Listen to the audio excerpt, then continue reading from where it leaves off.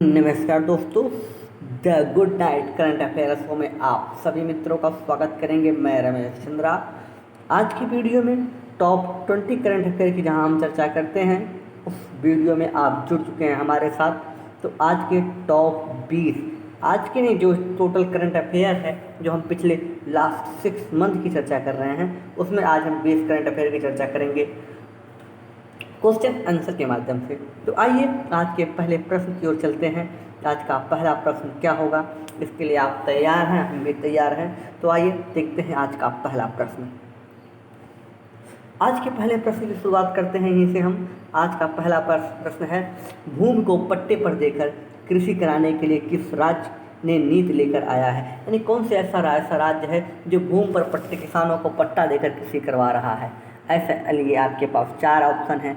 Option A Punjab, option B Madhya Pradesh and option C Uttarakhand and option D है हरियाणा। तो अगर आपको याद आ रहा होगा या नहीं आ रहा तो ठीक है, हम आगे बताएंगे। ऐसा कर रहा है आपका उत्तराखंड। इसका सही जवाब है उत्तराखंड। उत्तराखंड जो है ये योजना लेकर आया है जो पट्टे पर भूमि देकर किसानों के साथ कृषि करवा रहा है। ऐसा करने वाला भी पूरे भारत का एकमात्र देश है, ओनली वन स्टेट है जो पूरे भारत का एकमात्र राज्य है जो ऐसा करवा रहा है। उत्तराखंड की जब बात हुई तो इसके बारे में आपको हमने इसके पहले वीडियो में एक चीज़ और बताया था कि उत्तराखंड में लाइकेन नेशनल पार्क स्थापित किया जा रहा है। यानी जो कंवक है, कंवक का एक नेशनल पार्क स्थापित किया, आरक्षित क्षेत्र स्थापित किया जा रहा है। कहाँ पर? वो है मनुस्यारी में। हमने बताया था मनुस्यारी कहाँ पर है? मनुस्यारी है कुमाऊं जिले में। कहाँ पर है? कुमाऊं। कुमाऊं जिला आपको दिख रहा होगा, मैप में कहें तो मैं आपको कुमाऊं दिखा देंगे। अब ये आपको एक चीज़ हुआ कि उत्तराखंड, देखिए उत्तराखंड के बारे में आपको 2 चीज़ें हमने यहाँ बता दी। पहली कि भूमि को पट्टे पर देकर कृषि करा रहा है, दूसरा यहाँ पर लाइकेन नेशनल पार्क स्थापित हो रहा है। तीसरी चीज़, एक चीज़ और आपको उत्तराखंड के बारे में जाननी है, वो क्या है? वो ये है कि इसने अपनी जो राजधानी है, इसे 2 राजधानी बनाने का निर्णय लिया है। कौन सा? एक लिया है ग्रीष्मकालीन राजधानी और एक शीतकालीन राजधानी। जैसा कि आपको पता है इसकी राजधानी देहरादून में है, लेकिन अगर देहरादून में इसकी राजधानी है तो इसने ग्रीष्मकालीन राजधानी क्या बनाया है? ग्रीष्मकालीन राजधानी इसने चयन किया है गरसैंण, जो चमोली में है। ये चमोली आप देख रहे हैं, यहाँ पर है गरसैंण, जिसे इसने अपनी दूसरी राजधानी घोषित किया है। तो ये था आज का क्वेश्चन नंबर 1, जिसके बारे में 3 चीज़ें हमने बताई। आइए आगे चलते हैं क्वेश्चन नंबर 2 पर। निम्न कथनों पर विचार कीजिए और सही कथन का चयन कीजिए। भारत का पहला lichen national park Himachal Pradesh में स्थापित किया जा रहा है। ठीक है, अभी मैंने आपको अभी चर्चा किया कि ये कहाँ पर हो रहा है? उत्तराखंड में। तो ऐसे में क्वेश्चन नंबर 1, स्टेटमेंट 1 गलत है। दूसरा, लाइकेन सबसे पुरानी पृथ्वी पर जीवित प्रजातियों में से एक है। तीसरा, हरियाणा में अपनी ग्रीष्मकालीन राजधानी को गरसैंण बनाने की घोषणा की है। ये दोनों चीज़ें हमने आपको अभी डिस्कस की है। यानी ये लाइकेन का नेशनल पार्क कहाँ पर स्थापित हो रहा है? मनुस्यारी में। कहाँ पर है ये? उत्तराखंड में है। यानी स्टेटमेंट नंबर 1 क्या हो गया? पूरी तरह से गलत। स्टेटमेंट नंबर 3 हो गया गलत। तो ऐसे में बचा क्या? स्टेटमेंट नंबर केवल 2 सही है कि जो लाइकेन होते हैं पृथ्वी के सबसे पुरानी प्रजातियों, जीवित प्रजातियों में से एक है। ऐसे में जो सही जवाब होगा ऑप्शन बी, केवल 2। ओके, यहाँ तक स्पष्ट हो तो इसके आगे चले। यानी सही जवाब आपको क्या मिला? ओनली 2। अगला है, शिव भोजन योजना के बारे में निम्नलिखित कथनों पर विचार कीजिए। क्या है? शिव भोजन योजना के बारे में निम्नलिखित कथनों पर विचार कीजिए और सही कथन का चयन कीजिए। यह योजना मध्य प्रदेश सरकार द्वारा शुरू की गई है, पहला कथन। दूसरा, इसके तहत आदिवासियों को निःशुल्क भोजन उपलब्ध कराया जा रहा है। तो देखिए, जो दोनों कथन पर आप विचार करेंगे तो ये पहली बात, ये मध्य प्रदेश सरकार की योजना नहीं है, स्टेटमेंट नंबर 1 गलत है। और दूसरी जो यहाँ पे की है कि इसके तहत आदिवासियों को निःशुल्क भोजन कराया जा रहा है, तो ये निःशुल्क भोजन का इसमें प्रावधान नहीं है। आइए देखते हैं इस योजना के डिटेल के बारे में। ये योजना अगर देखेंगे तो यह महाराष्ट्र सरकार की योजना है। महाराष्ट्र सरकार की। आप ये देख सकते हैं कि शिव भोजन थाली योजना है, जिसमें 10 रुपये लेकर आपको फुल थाली भोजन कराया जा रहा है। यानी ऐसे में अब स्टेटमेंट की अगर हम बात करें तो ये महाराष्ट्र सरकार की है, मध्य प्रदेश की नहीं। दूसरी, ये निःशुल्क नहीं है, आदिवासियों के लिए नहीं है, ये सबके लिए है, ये एवरीवन के लिए है। जो भी महाराष्ट्र के हैं ये सबके लिए है। लेकिन शुल्क क्या है? शुल्क है 10 रुपये मात्र। तो ऐसे में आप देखेंगे, अब ऑप्शन की तरफ अगर चलेंगे तो आपको मिलेगा कोई नहीं, न तो एक सही है न तो 2 सही है, कोई भी स्टेटमेंट इसमें सही नहीं है। आइए क्वेश्चन नंबर 3 हमने डिस्कस किया। क्वेश्चन नंबर 4 की तरफ चलते हैं। विद्यालय में प्रार्थना के बाद संविधान की प्रस्तावना का पाठ किस राज्य ने अनिवार्य कर दिया? विद्यालय में प्रार्थना के बाद संविधान की प्रस्तावना का पाठ किस राज्य ने अनिवार्य कर दिया? आपके पास 4 ऑप्शन आपके सामने दिख रहे हैं। A Maharashtra, B Assam, C Paschim Bangal and D Madhya Pradesh. चारों ऑप्शन में आपको सही ऑप्शन का चयन करना है। तो सही जवाब क्या है? ठीक है, तो इसका सही ऑप्शन अगर मैं रेड कलर से चयन करूँ तो इसका सही आंसर है महाराष्ट्र। महाराष्ट्र के बारे में अभी आपने शिव थाली भोजन योजना देखी थी और ये दूसरा अपडेट है। अब महाराष्ट्र के बारे में अगर कुछ और अपडेट आपको जो जानना होगा उसको हम बता दें तो महाराष्ट्र के बारे में आपको 3-4 चीज़ें बहुत ही महत्वपूर्ण हैं जो आपको जाननी होगी। पहली चीज़, कैशलेस बीमा कवर करने वाला महाराष्ट्र पूरे भारत में पहला राज्य है। कब? जब कोरोना के दौर में वो कैशलेस बीमा योजना स्टार्ट किया था। दूसरी चीज़, प्रोजेक्ट प्लेटिना की बात हमने आपको पिछले वीडियो में की थी। प्रोजेक्ट प्लेटिना जो चलाया था ये भी महाराष्ट्र सरकार की ही योजना है, जिसके तहत प्लाज्मा थेरेपी टेस्टिंग करने की प्लान लेकर आए थे। और तीसरी चीज़ आपको जानना क्या था? तीसरी, विद्यालय में प्रार्थना करने के बाद संविधान का पाठ करना अनिवार्य कर दिया था महाराष्ट्र की सरकार ने। ऐसे में आपको 3-4 चीज़ें जो महाराष्ट्र के बारे में जाननी थी वो क्या है? एक और है, यहाँ पर ही लोनार झील है जो उल्का पिंड गिरने से बनी है और जो जीवाणु की एक्टिविटी के कारण उसका जो रंग होगा वो गुलाबी बदल गया है। ये सब चीज़ें आपको मैंने बात की। तो महाराष्ट्र के बारे में जो 4-5 चीज़ें आपको जाननी है आप ध्यान में रखिएगा, ठीक है। यहाँ से आगे चलें। क्वेश्चन नंबर 5, हाल ही में 2 फरवरी 2020 को अंतर्राष्ट्रीय आर्द्रभूमि दिवस इंटरनेशनल वेटलैंड डे मनाया गया। इस दिवस की थीम क्या थी? देखेंगे हर साल अंतर्राष्ट्रीय सहयोगों की पहल से 2 फरवरी को अंतर्राष्ट्रीय आर्द्र दिवस मनाया जाता है। ये मनाया क्या जाता है? एक रामसर समझौता हुआ था। कब? 2 फरवरी रामसर में 1971 में। कहाँ पर है रामसर? रामसर है कैस्पियन सागर के तट पर ईरान में। और वहीं से ये समझौता तब से लगातार मनाया जा रहा है। और इस आर्द्रभूमि जो दिवस मनाया जा रहा है इसका ऑब्जेक्टिव क्या है कि जो आर्द्रभूमियाँ होती हैं, जो वेटलैंड होते हैं, उनके संरक्षण को बढ़ावा देकर लोगों में जन जागरूकता फैलाया जाए। तो देखिए इसके 4 ऑप्शन दिए गए कि जो 2020 को बनाया गया उसकी थीम क्या थी। ऑप्शन ए आर्द्रभूमि और पर्यावरण, ऑप्शन बी आर्द्रभूमि और जैव विविधता, ऑप्शन सी आर्द्रभूमि और ग्लोबल वार्मिंग और ऑप्शन डी है मातृभूमि का समावेशी विकास। तो देखेंगे जो सही जवाब है, जो सही आंसर है उसको अगर हम बताएं तो सही जवाब है बी, आर्द्रभूमि और बायोडायवर्सिटी। आप देख सकते हैं ये थी आपकी 2 फरवरी को जो मनाया गया वेटलैंड डे 2020। इसमें क्या था? वेटलैंड बायोडायवर्सिटी, ये उसकी थीम थी, जिसे वेटलैंड की हिंदी आर्द्रभूमि होती है और बायोडायवर्सिटी की जैव विविधता। ठीक है, आगे चलें। अगला प्रश्न है गावी क्या है? GAVI क्या है? 4 ऑप्शन आपके सामने हैं। पहला, USA की एक मिसाइल।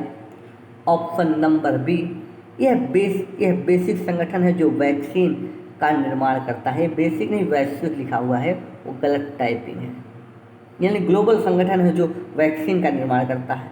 एंड ऑप्शन सी, शांति स्थापित करने के क्षेत्र में एक NGO है। और तीसरा, जासूसी संस्था है।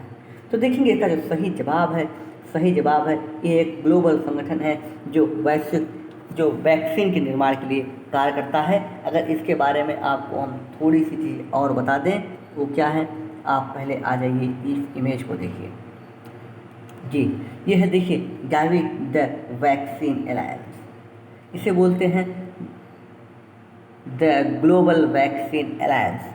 गावी की इमेज आप देख रहे हैं। इसका काम क्या है, ये विश्व की संयुक्त पहल के साथ जो जितने भी वायरस हैं, बैक्टीरिया, उनके लिए वैक्सीन का निर्माण करना है। और एक चीज़ और आपको ध्यान करना होगा कि अभी हाल ही में जो वर्चुअल अलायंस फॉर वैक्सीन की जो समिट हुई है वर्चुअल ऑनलाइन, और जो लंदन से आयोजित की गई है, उस समिट जो ब्रिटेन ने आयोजित किया था उसमें भी गावी का बहुत बड़ा योगदान था। तो गावी की स्थापना 2000 में की थी। ये नई संगठन नहीं है, बहुत पुराना है, जो वैक्सीन निर्माण के लिए लगातार कार्य कर रहा है। तो ये खबरों में था, इसलिए मैंने चर्चा की। आइए अगले प्रश्न की ओर चलते हैं। 36वां शिखर सम्मेलन का आयोजन कहाँ किया गया? देखिए 36वां जो शिखर सम्मेलन था आसियान का, वो कहाँ पर हुआ? ये अभी रिसेंटली इसका जो ऑनलाइन जो आयोजन हुआ था इस शिखर सम्मेलन का, ऑप्शन 4 आपके पास, उसमें से एक का चयन करना है। हनोई वियतनाम, बैंकॉक थाईलैंड, माले मालदीव, जकार्ता इंडोनेशिया। सही जवाब इसमें आप देखेंगे तो सही जवाब है हनोई वियतनाम में सम्मेलन हुआ था। अब इसके बारे में क्या जानना है?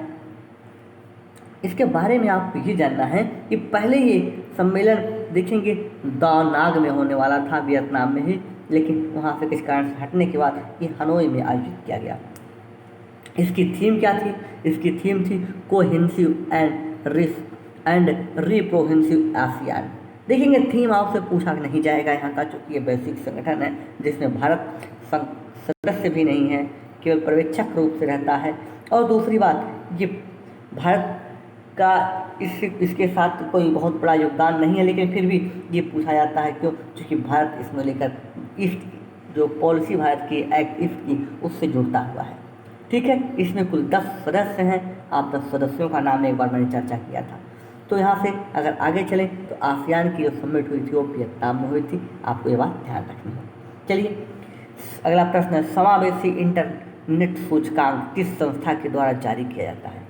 ऐसे अगर प्रश्न संस्था को पूछा गया है तो ये प्रश्न यूपीएससी पूछती है। अगर उसमें रैंक पूछ रहा है तो ये प्रश्न यूपीपीसीएस के लिए होता है। 4 ऑप्शन आपके पास है, विश्व बैंक, दूसरा ऑप्शन आपके पास है वर्ल्ड इकोनॉमिक फोरम, तीसरा है इकोनॉमिक इंटेलिजेंस यूनिट एंड तीसरा है आईओसीएन। तो देखेंगे आईओसीएन जो संस्था है ये तो नहीं होगी। क्यों? क्योंकि आईओसीएन काम करती है किस लिए? ये करती है जो प्रजातियाँ होती हैं, जो स्पीसीज होती हैं, उनकी इंडेंजर्ड जो संकटग्रस्त होती हैं उनकी एक लिस्ट निकालने का काम करती है। कौन? आईओसीएन। तो ये इसका समावेशी इंटरनेट सूचकांक से कोई लेना देना नहीं है। तो ऐसे में आपके पास 3 ऑप्शन बचे हैं, ए, बी एंड सी। तो इसमें देखिए सबसे पहली बात किसको चयन करेंगे? इसका जो सही जवाब है इकोनॉमिक इंटेलिजेंस यूनिट है। ये इकोनॉमिक इंटेलिजेंस यूनिट ये है, ये समावेशी इंटरनेट सूचकांक निकालती है। इसके तहत अगर बात की जाए तो इसने कुछ बातें बताई है समावेशी इंटरनेट सूचकांक। आइए इसके अगले प्रश्न पर चलते हैं, फिर जो चीज़ें बचेंगी उसमें आपको डिटेल करवा देंगे। आइए ये भी आप इंडिया में समझ लिए। देखिए जो आपके जो पश्चिमी राज्य ये वाले हिस्से दिख रहे हैं, ये वाले हिस्से इंटरनेट की प्रोवाइडिंग स्थिति में बड़े अच्छे हैं, लेकिन जहाँ पर जो स्थिति इंटरनेट की मीडियम स्तर की है, ये जो वाइट वाले स्थिति दिख रही है जहाँ पर आपको मध्य प्रदेश, उत्तर प्रदेश, राजस्थान, हरियाणा, पंजाब, जम्मू कश्मीर, छत्तीसगढ़, उड़ीसा, आंध्र प्रदेश, ये वाले हिस्से दिख रहे हैं, ये इंटरनेट की एवरेज स्थिति मिल रही है। यहाँ पर स्पीड एवरेज है, जबकि ओवर स्पीड आपको ये रेड वाले हिस्से में मिल रही है। तो आप इसको ध्यान रखिएगा, ये चीज़ आपको इंटरनेट में जो गैप है यहाँ पर स्पष्ट हो रहा है। आइए इतनी बातें अगर स्पष्ट हो तो यहाँ से आगे चलते हैं।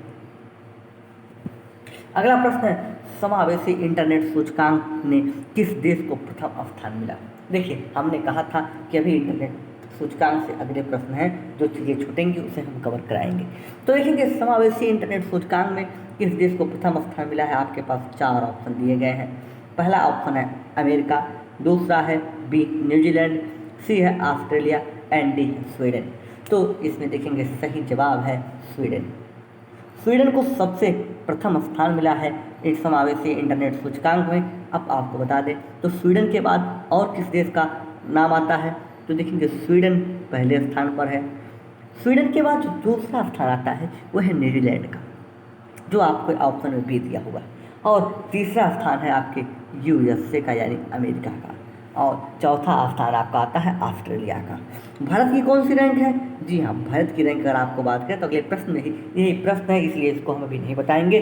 लेकिन सबसे जो खराब स्थिति रही वो रही बुरुंडी की। बुरुंडी जो है ये सबसे खराब स्थिति दिखाई गई। और इसके बाद जो सेकंड खराब स्थिति बताई गई है वो मलावी की। ये दोनों कौन से देश हैं? ये दोनों अफ्रीकन देश हैं और ये बहुत ही गरीब, बहुत ही पुअर कंट्री है। आइए अगले प्रश्न की चलते हैं। समावेशी इंटरनेट सूचकांक में भारत की रैंक क्या थी? यही प्रश्न था अगला जिसमें बताना था। तो देखेंगे 4 ऑप्शन आपके पास हैं, ए 13, बी 46, सी 58 एंड सी 60। तो इसका जो सही जवाब है वो आप देखेंगे इसमें भारत को जो रैंक मिली है वो मिली है 46। इसमें जो टोटल देश भाग लिए हैं वो 100 देशों के लिए रैंक लाई गई है। अब 100 में अगर आप बात करें तो पहला स्थान हमने बताया स्वीडन को मिला है और जो 100वां स्थान लास्ट स्थान मिला है वह बुरुंडी को मिला है। तो ये बातें आपको ध्यान रखनी है। इंडिया को मिला है 46 स्थान। ठीक है, इतनी बातें अगर स्पष्ट हो तो यहाँ से आगे चलें। अगला प्रश्न है पर्यावरण प्रदर्शन सूचकांक से। देखिए, पर्यावरण प्रदर्शन सूचकांक के बारे में निम्नलिखित कथनों पर विचार करें। निम्नलिखित कथनों पर विचार करें। ऑप्शन नंबर 1, इस सूचकांक में लग्जमबर्ग को प्रथम स्थान प्राप्त हुआ है। विचार कीजिए, होल्ड रखिए। दूसरा है इस सूचकांक में गुणवत्ता का महत्व, गुणवत्ता यानी यहाँ पर एक क्वेश्चन छूटा हुआ है जिसे हम ऐड करना चाहेंगे कि यहाँ पर वायु गुणवत्ता होगा। वायु गुणवत्ता अब यहाँ पर आइए, इस सूचकांक में वायु गुणवत्ता का महत्व सर्वाधिक होता है।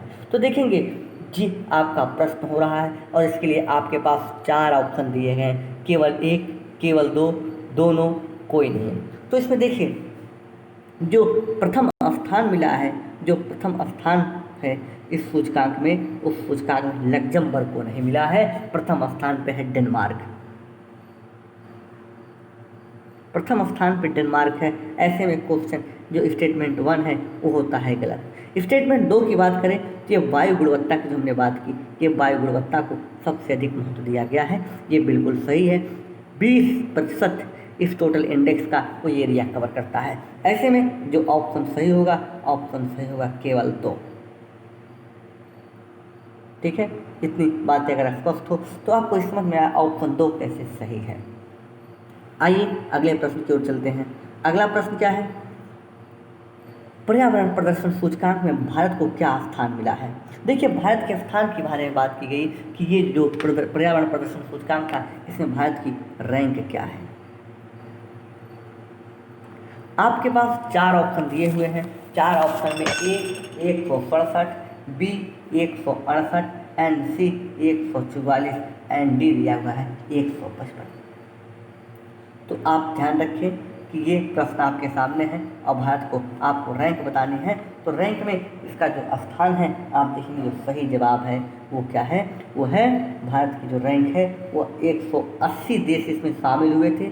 180 देशों में भारत को जो स्थान मिला है 168वां स्थान है, यानी ऑप्शन बी सही है।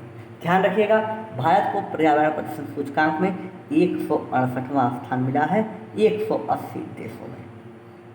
सबसे पहला स्थान किसको मिला है? यही बात कर लें, पहला स्थान मिला है डेनमार्क को। और सबसे पुअर, सबसे खराब स्थान किसको मिल रहा है 180 देशों में? तो 180 देशों में सबसे खराब स्थान जिसको मिल रहा है वो है लाइबेरिया, जिसे 180वां स्थान प्राप्त हुआ है। ओके, जो थी इसमें आपको क्लियर हो गई जितनी चीज़ें आपको जाननी है। क्या? पहला स्थान डेनमार्क, दूसरा स्थान लग्जमबर्ग है और तीसरे स्थान पे आपको जानना महत्वपूर्ण नहीं है। उसके बाद आपको समझना है इंडिया को कितना मिला है 168। लास्ट में कौन है? लाइबेरिया 180। कितनी चीज़ें आपको जाननी थी। यहाँ से आप आगे चलते हैं। अगला है पर्यावरण प्रदर्शन सूचकांक 2020 में भारत का प्रदर्शन निम्न में से किससे बेहतर रहा? बहुत ही महत्वपूर्ण है। ये चारों उसको पड़ोसी देश दिए गए हैं। इन पड़ोसी देशों में भारत का स्थान किससे अच्छा रहा? ऑप्शन ए आपके पास है पाकिस्तान जो भारत का चिर विरोधी है, दूसरा नेपाल जिससे विवाद चल रहे हैं कई इशू पर, तीसरा अफगानिस्तान और चौथा है उपरोक्त सभी। तो देखेंगे इसमें जो भारत की स्थिति रही है, स्टेटस, वो किससे बेहतर रही है। तो देखेंगे जितना ये हिस्सा आपका पड़ता है चारों पड़ोसी देश या फिर जो पड़ोसी अन्य देश हैं, श्रीलंका हो गया, मालदीव हो गया, बांग्लादेश हो गया, भूटान हो गया, इन सभी पड़ोसी देशों में आपको बता दें कि भारत केवल एक देश से ही अच्छा परफॉर्म कर पाया है, वो है अफगानिस्तान। बाकी अन्य सभी देशों से भारत की तुलना की जाए तो भारत की स्थिति खराब बनी हुई है। आप यहाँ पे देख सकते हैं भारत के पड़ोसी देशों को। ये आपका भारत है, भारत के यहाँ पर आपको पाकिस्तान मिल रहा है, यहाँ पर आप देखेंगे बांग्लादेश है, यहाँ पर नेपाल है, भूटान है। तो इन सब में जितने भी पड़ोसी देश दिख रहे हैं आपको, यहाँ पर केवल भारत की जो स्थिति है ये केवल अफगानिस्तान जो यहाँ पर है उससे स्थिति अच्छी है, पाकिस्तान से भी खराब है, वो नेपाल से खराब है, भूटान से खराब है, बांग्लादेश से खराब है, श्रीलंका से खराब है, मालदीव से खराब है। यानी ऐसे में सबसे खराब स्थिति है, लेकिन केवल अफगानिस्तान को छोड़ दिया जाए तो। कहाँ पर पर्यावरण प्रदर्शन सूचकांक की बात कर रहे हैं, इसमें सबसे अच्छी स्थिति भारत की नहीं है अपने पड़ोसी देशों में। ये कि सबसे खराब में से एक है, केवल अफगानिस्तान को छोड़ दिया जाए तो उनसे भारत का निम्न प्रदर्शन रहा, केवल अफगानिस्तान से भारत ने बेहतर प्रदर्शन किया है। पाकिस्तान की अगर रैंक बता दें तो पाकिस्तान आपका जो विरोधी है 142वां स्थान मिला है, जबकि भारत को हमने बताया 168वां स्थान है, 168वां स्थान है। यहीं पर अगर कुछ चीज़ें और बता दें कि जो भारत की रैंक है ये 2020 की है, 2018 का भी पूछा जा सकता है। 2018 में 177 रैंक थी। ठीक है, अब कुछ चीज़ें और इसके बारे में जाननी है जो आपके लिए महत्वपूर्ण है। आइए पहले अगले प्रश्न की ओर चलते हैं, ये भी प्रश्न से संबंधित है। प्रश्न है, निम्न में पर्यावरण प्रदर्शन सूचकांक में सबसे अधिक किस तत्व का योगदान है, यानी कौन सा उनका जो कंपोनेंट है, कौन सा घटक है जो इसके बदौलत ये निर्धारित करते हैं या उसकी गणना करते हैं, उसमें सबसे अधिक किसका योगदान है। ऑप्शन ए बायोडाइवर्सिटी, जैव विविधता, दूसरा पारिस्थितिकी की सेवा, the service of ecosystem, second है द एयर क्वालिटी यानी वायु गुणवत्ता, एंड थर्ड है स्वच्छता एंड पेयजल। ठीक है, तो ये 4 ऑप्शन थे।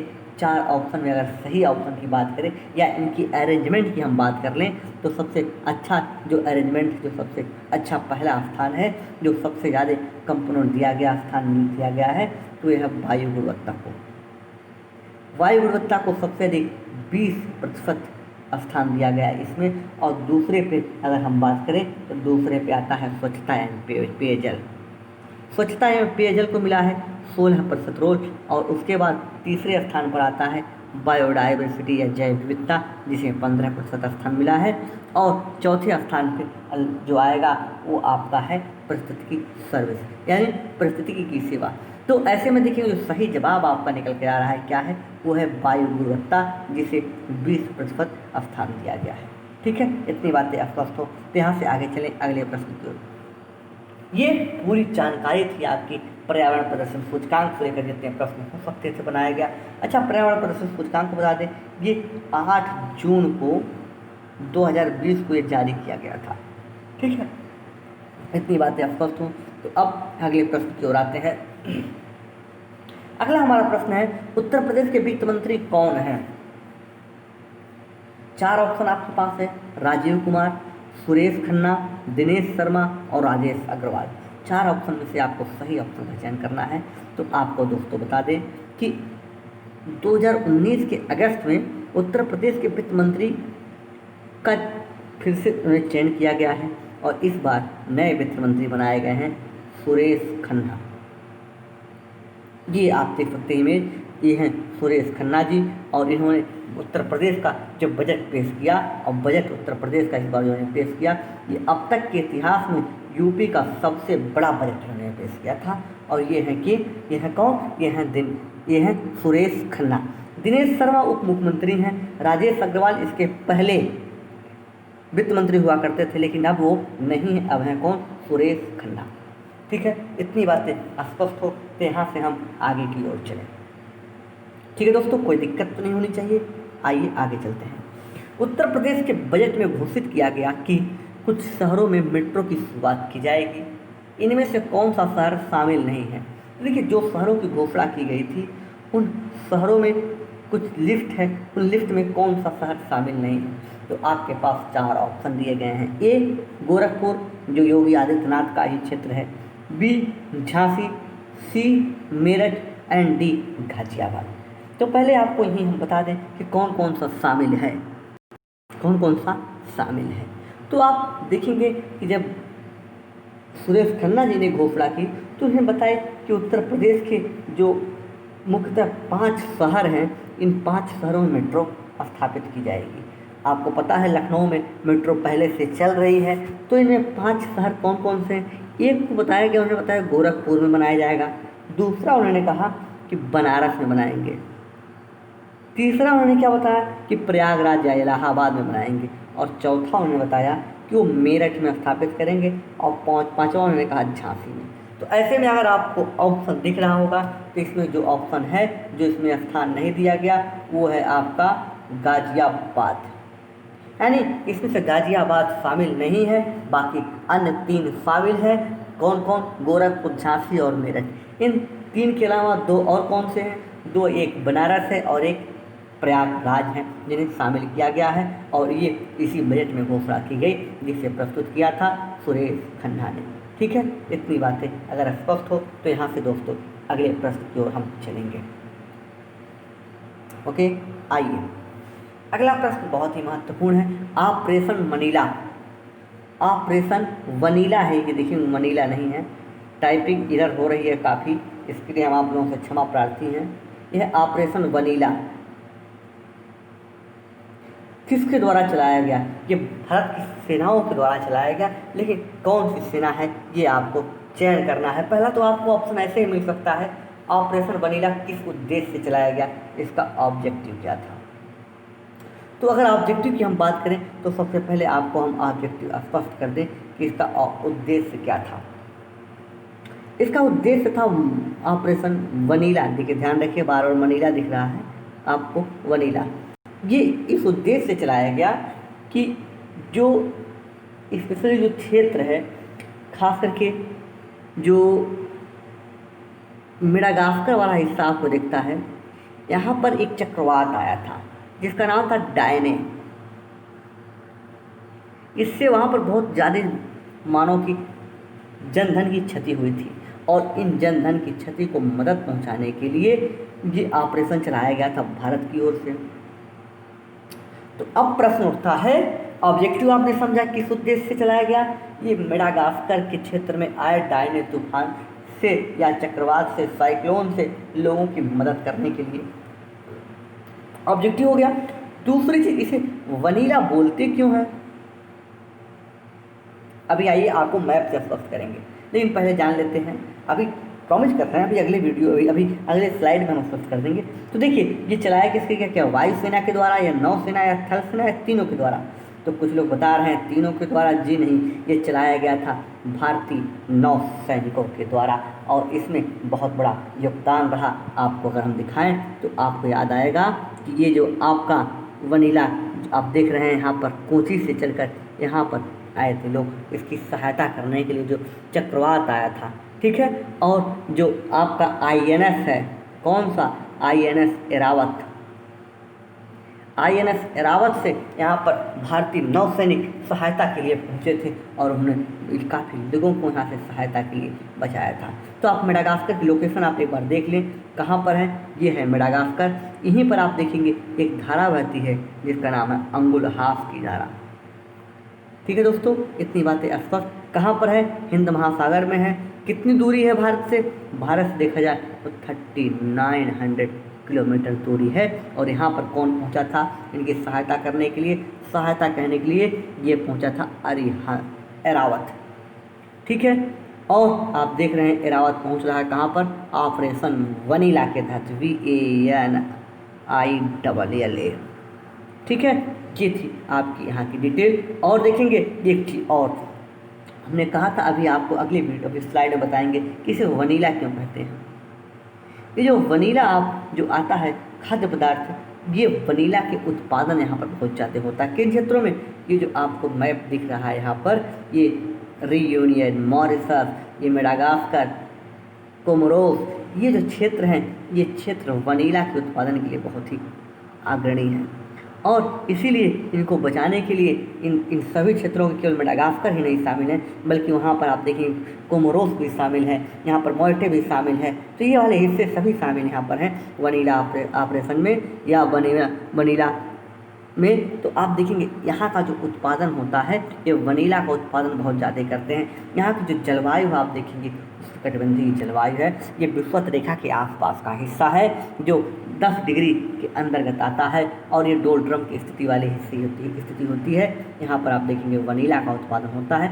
इसी कारण से जो भारतीय जो नौसैनिकों के द्वारा जो ऑपरेशन यहाँ चलाया गया, उसे रखा गया क्या? ऑपरेशन वनीला नाम दिया गया।